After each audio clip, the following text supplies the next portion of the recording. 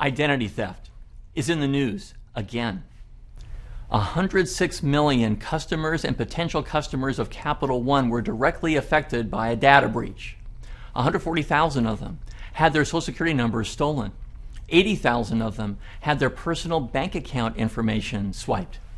Here in LA's personnel department was hacked, potentially exposing the personal information of thousands of LAPD officers, recruits, and others.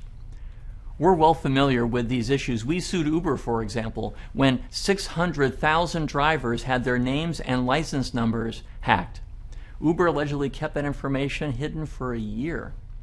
We sued the Weather Channel app for allegedly failing to be upfront about how they track users' personal information 24/7, capturing thousands of pieces of information about each user and their locations every day, and then allegedly selling that information to third parties like advertisers. So what are we to do to preserve our personal information, to prevent ourselves from being victims of identity theft in the digital age? Well, in the case of Capital One, experts recommend freezing our credit so that scammers can't misuse our personal information to create fake accounts in our name. They recommend that we monitor our credit reports carefully and that we report any suspicious activity. Experts say we should use two-factor authorization so that when we're getting access to our accounts, we use a password and a one-time code. And they recommend that we change our passwords frequently, using complex and different passwords for different services. Well, that's all very important as far as high tech is concerned. But what about more prosaic ways individuals might try to capture our identities? For example, theft from our mailboxes. You know, thieves are looking for some very basic information. Your driver's license number, your bank account numbers, your Social Security number, perhaps a credit card application that you filed. And they want to use that information to create a new identity, steal yours.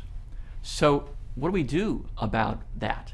Well, for one thing, we can use a secure mailbox. That means putting a lock on your mailbox or using a P.O. box.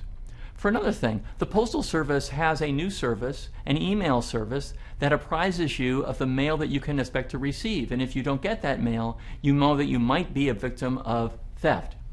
And we should always take a step that's very basic. We should tear up any mail that has our personal identifying information on it before we throw it away. My office prosecutes mail theft. For example, the person who had other people's W-2s and Social Security numbers and a fake check. There's a third kind of potential identity theft I want to warn you about today, and that relates to your taxes. And this is especially timely now because if you are a late filer, you're going to be filing your returns on or before October 1st.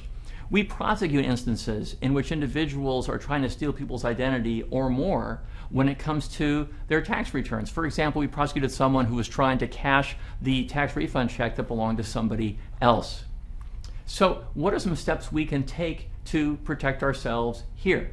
Well, for one thing, we can be sure that when we file our tax returns, if we can, we do it online through a secure service, and that we have our tax refund directly deposited into our accounts. Even if you file by regular mail, I urge you to have your refund directly deposited into your account. Other steps that you can take include being alert to the fact that you should never provide personal information to someone purporting to be from the IRS unless you can confirm their identities. We've discussed this before. IRS is never going to contact you through social media. They're never going to demand payment by wire service or debit card. They're certainly never going to threaten to put you in jail. If you're using a tax preparation service, ask them about the security measures that they employ.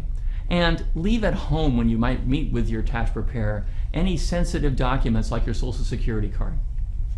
I would much rather prevent you from being a victim than have to have our team prosecute in order to vindicate your rights and protect members of the public. So take this advice seriously, please. I'm Mike Feuer, the Los Angeles City Attorney. Thanks for watching.